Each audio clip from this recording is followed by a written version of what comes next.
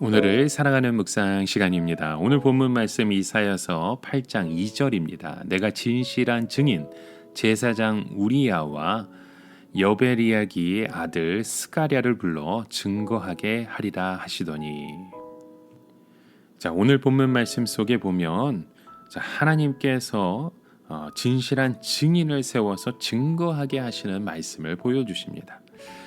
아마도 이 예루살렘 사람들은요, 이 수리아 왕 르신과 이스라엘 왕 베가가 망한다는 그 이사의 예언을 믿지 않았던 것 같습니다. 우리가 생각하기에는 지금 자기들을 공격하는 두 원수가 얼마 있지 않아서 망한다는 것이 참 얼마나 좋은 소식입니까? 그러나 유다 백성들이나 예루살렘 사람들은 아무도 그런 이사야의 예언을 믿으려고 하지 않았습니다. 그 이유가 무엇입니까? 그들은 하나님의 능력을 믿는 것을 자신의 의지가 약해지는 것으로 생각했기 때문입니다. 그들은 일치단결해서 자기들의 힘으로 위기를 극복해야지 이제 겨우 힘을 합해 싸우고 있는데 수리아와 이스라엘이 망한다는 소리를 들으면 괜히 마음만 약해진다고 생각했던 것이죠. 우리 주위에도 보면 그런 분들이 있습니다. 종교나 신앙은 마음 약한 사람들이나 가지는 것으로 생각하는 거죠. 용감한 자는 종교나 그런 신앙에 기대지 않는다는 것이 그들의 신념이 되기도 합니다. 기도 같은 것은 책임을 회피하려는 비겁한 자들이나 하는 그 짓이지, 남자다운 사람은 그런 것을 해서는 안 된다는 마음을 갖기도 하는 거죠. 여러분, 우리는 이사야의 때에 예루살렘 사람이나 이 아하스에게서 신앙심 같은 것은 전혀 찾아볼 수가 없습니다. 그들은 어떻게 해서든지 인간적인 노력이나 열심을 가지고 현재의 어려움을 이겨내야지 마음을 약하게 하는 그 이사야의 말을 들으면 안 된다는 것이 그들의 입장이었던 것이죠. 그래서 이사야가 큰 서판에 글을 적었어도 그것을 믿는 사람들은 없었던 것 같습니다. 그러니까 결국 이사야는 2명의 증인까지 세우게 되었던 것이죠.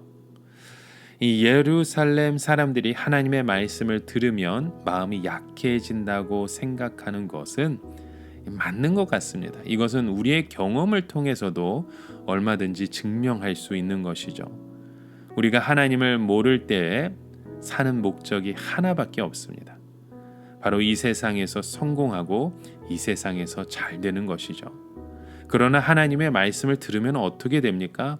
하나님의 뜻과 나의 의지가 충돌해서 결국 이것도 되지 않고 저것도 되지 않습니다. 밤새도록 고민해 어떤 문제를 결정한 후 하나님의 말씀을 들으면 어떻게 됩니까? 그렇게 고민하면서 내린 결정이 한순간에 흔들려 버리고 맙니다. 하나님의 말씀은 우리가 이 세상을 향하여 달려갈 때 엉뚱한 말로 갈등을 불러일으켜서 아무것도 되지 않게 만듭니다. 신앙을 가지지 않을 때에는 무엇을 해야 할지가 비교적 분명합니다. 대체로 이 세상 사람들이 걸어가는 그 길대로 걸어가면 안전합니다. 다른 사람들이 공부할 때 나도 공부하고 다른 사람들이 결혼할 때 나도 결혼하면 되는 것이죠. 그러나 하나님의 말씀을 들으면 그때부터 이런 가치관에 혼란이 생기기 시작됩니다. 하나님의 말씀을 들으면 이것도 안 될 것 같고 그렇다고 해서 저것을 해도 안 될 것 같은 것이죠. 그러니까 이것도 안 되고 저것도 안 되는 겁니다. 결국 말씀을 들으면 마치 폐인이 되는 것처럼 생각하는 거죠. 예를 들어서 유다 백성들의 처지를 여러분 한번 생각해 보십시오. 지금 아하스 왕이야 모든 백성들이 일치단결해서 수리아와 이스라엘의 연합군을 물리치려고 합니다.